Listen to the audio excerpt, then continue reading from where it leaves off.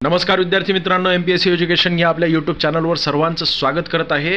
खास करून MPSC पूर्व परीक्षा, मुख्य परीक्षा आणि त्याचसोबत कंबाईनच्या पूर्व मुख्य सर्व परीक्षा ज्या आहेत MPSC द्वारे घेतल्या जाणाऱ्या ब आणि क च्या सर्व परीक्षा, त्यामध्ये अतिशय महत्त्वाचा मुद्दा म्हणजे आर्थिक आणीबाणी यावर आज आपण डिस्कस करणार आहोत। आपण रोज एक व्हिडिओ टाकणार आहोत, हॉट टॉपिक त्यामध्ये डिस्कस करणार आहोत। आजचा हॉट टॉपिक म्हणजे कुठला आहे तर इकॉनॉमिक एमर्जन्सी, म्हणजेच काय की आर्थिक आणीबाणी। संविधान कलम 360 अनुसार राष्ट्रपतींची अशी खात्री झाली की भारताचे किंवा भारताच्या एखाद्या भागाचे आर्थिक स्थैर्य धोक्यात आलेले आहे।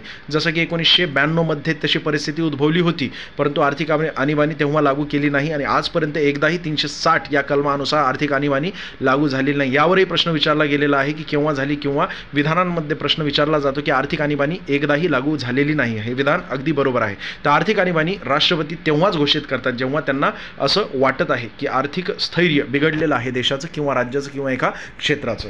पुढे जाऊया बघा। आर्थिक आणीबाणीची घोषणा केल्यापासून 2 महिन्यांच्या आतमध्ये संसदेची मान्यता आवश्यक असते। संसदेमध्ये वरिष्ठ आणि कनिष्ठ दोन्ही सभागृह असतात। वरिष्ठ सभागृह म्हणजे राज्यसभा आणि कनिष्ठ सभागृह म्हणजे लोकसभा असते। आर्थिक आणीबाणी घोषणा केलेल्या कालावधीत जर लोकसभा विसर्जित झाली असेल, सध्या कितवी आहे 17वी, आणि ही 17वी लोकसभा जी आहे आता विसर्जित झाली, 18वी लोकसभा जी आहे त्याचे इलेक्शन चालू आहेत।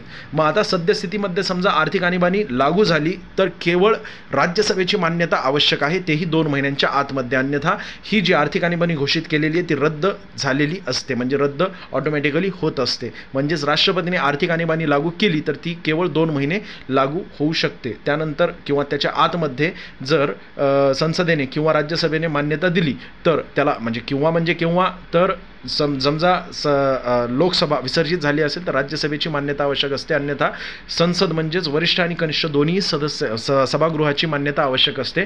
तेव्हाच ती आर्थिक आणीबाणी जी आहे ती कंटिन्युअसली पुढे जाऊ शकते आणि अशी कितीही वेळा कंटिन्युअसली पुढे जाऊ शकते। 1 वर्ष कमीत कमी वेळेसाठी आणि जास्तीत जास्त अनंत कालावधीसाठी आर्थिक आणीबाणी लागू होऊ शकते। आर्थिक आणीबाणीचे परिणाम काय होतात बघा, तर केंद्र व राज्य सरकारांना आर्थिक बाबतीत राष्ट्रपतींची योग्य ती संमती घ्यावी लागते किंवा आदेश मानावा लागतो। राज्य सरकारांना आपली आर्थिक विधेयके राष्ट्रपतींच्या संमतीसाठी पाठवावी लागत असतात। हा एक अतिशय महत्त्वाचा मुद्दा आहे। पुढचा मुद्दा म्हणजे कोणत्याही अधिकाऱ्याचे किंवा पदाधिकाऱ्याचे वेतन व भत्ते कमी करण्याचा अधिकार कुणाला आहे तर एक मात्र त्यावेळेस राष्ट्रपतींनाच आहे। आर्थिक वर्षातील महसूल उत्पन्नाच्या वाटणीमध्ये राष्ट्रपती सुधारणा करू शकतात। आत्तापर्यंत भारतात एकदा आर्थिक आणीबाणी लागू झालेली नाही, हे मगाशी मी तुम्हाला सांगितलं होतं। यात भारताचा सर्व प्रकारच्या महसुलातून मिळालेले उत्पन्न, कर्ज व सार्वजनिक उद्योगांचा नफा, सरकारने दिलेल्या कर्जाची आलेली परतफेड सर्वांचा समावेश असतो। म्हणजेच आर्थिक घडामोडी ज्या ज्या घडत आहेत की नाही त्याची सर्व संमती किंवा आदेश राष्ट्रपती देत असतात। ही एक महत्त्वाची जी आहे महत्त्वाचा पॉईंट तुम्ही लक्षात ठेवायला पाहिजे। सरकारचा पूर्ण खर्च एकत्रित व संचित निधीतून होत असतो मित्रांनो। भारताच्या एकत्रित व संचित निधी खर्चासाठी संसदेच्या संमतीची आवश्यकता असते, परंतु आर्थिक आणीबाणीच्या वेळेस कुणाची आवश्यकता असते तर म्हणजे संमतीची आवश्यकता असते, तर राष्ट्रपतींच्या संमतीची आवश्यकता असते। संसदेच्या संमतीची आवश्यकता नसलेले जे खर्च आहेत की नाही, जे प्रभारित खर्च असतात, ते पुढीलपैकी प्रभारित खर्च म्हणजे कोणकोणते तर राष्ट्रपतीचे वेतन, भत्ते, राष्ट्रपतींच्या कार्यालयातील सर्व खर्च जो आहे की नाही तो संसदेच्या संमतीची आवश्यकता नसते। दुसरा म्हणजे सर्वोच्च न्यायालयाच्या न्यायाधीशांचे वेतन व भत्ते। तिसरा म्हणजे कॅग 148 कलमानुसार आपल्या राज्यघटनेमधील हे पद महत्त्वाचं आहे। कॅग म्हणजे घटनात्मक पद आहे।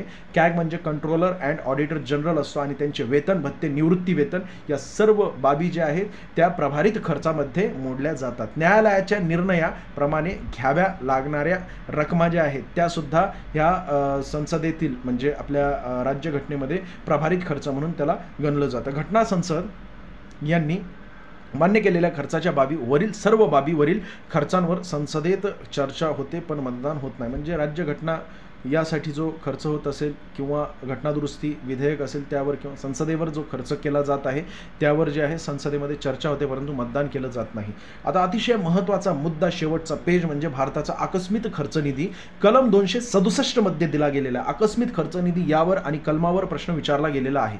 यालाच काय म्हटलं जातं, contingency fund of India, contingency fund of India असं म्हटलं जातं। रचना कशी आहे तर 1950 मध्ये याची रचना केलेली होती। या प्रकारच्या खर्चास प्रथम राष्ट्रपती परवानगी देतात, नंतर संसद मंजुरी देते। केंद्र सरकारचा कर उभारणीचा अधिकार घटनेच्या कलम 292 मध्ये आहे। केंद्र सरकार कर उभारणी करू शकते परंतु 292 कलमानुसार, आणि तसंच घटक राज्यांचा कर आकारणीचा अधिकार जो आहे की नाही तो 293 अन्वय आहे। जेवढी रक्कम या निधीतून काढली जाते त्यांची पुन्हा पूर्ती केली जाते। सध्या हा निधी 500 500 कोटींचा. किती आहे तर 500 कोटींचा निधी आहे मित्रांनो. अतिशय महत्त्वाचा मुद्दा आहे हा की किती निधी आहे तर 500 कोटींचा निधी आहे. व्हिडिओ कसा होता नक्की सांगा. जास्तीत जास्त विद्यार्थ्यांना शेअर करा. व्हिडिओ आवडला असेल तर लाईक करा. ही सिरीज आता कंटिन्यू चालू राहणार आहे, खास करून MPSC पूर्वपरीक्षा, त्याचसोबत MPSC combine, group C, group B या सर्व परीक्षा आणि MPSCने घेतलेल्या सर्व परीक्षांसाठी विशेषतः आर्थिक घडामोडींमध्ये यावर प्रश्न विचारला जातो. एक एक महत्त्वाचे हॉट टॉपिक आपण कव्हर करणार आहोत. त्यासाठी चॅनलला सबस्क्राईब करा. धन्यवाद.